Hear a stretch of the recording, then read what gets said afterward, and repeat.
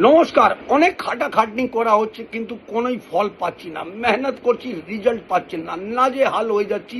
টাকা পয়সাও আসছে হাতে, রাখতে পারছি না, টাকা পয়সাও হাতে টিকছে না। কেন জানেন? তাদের বৃহস্পতি গ্রহ খারাপ আছে। বৃহস্পতি গ্রহকে ঠিক করার জন্য আর নাজেহালকে ঠিক করার জন্য দুটো উপায় বলবো। এই দুটো উপায় যদি আপনারা করেন নিশ্চয়ই লাভবান হবেন। নাম্বার ওয়ান, বৃহস্পতিবার দিন আপনারা উপোস রাখবেন, সারাটা দিন উপোস রাখবেন। আর সন্ধেবেলা যখনই মন্দিরে যাবেন হলুদ রঙের মিষ্টি নিয়ে যাবেন। যদি কোনো কারণে হলুদ রঙের মিষ্টি যদি পাচ্ছেন না, তাহলে কলা নিয়ে যাবেন। কলা নিয়ে গিয়ে ঠাকুরকে প্রসাদ ভোগ লাগাবেন। ভোগ লাগাবার পর ওই প্রসাদটা লোকদের বিতরণ করে দেবেন। এই ক্রিয়াটা করবেন। আর 2 নম্বর হলো, বৃহস্পতিবারের দিন যখনই মন্দিরে যাবেন বৃহস্পতির বীজ মন্ত্রটা 108 বার পড়বেন। ওম গ্রাম গ্রিম গ্রম সহ গুরুবে নমঃ। এই মন্ত্রটা পাঠ করুন, দেখুন আপনার যা খাটছেন তার ফল পাবেন।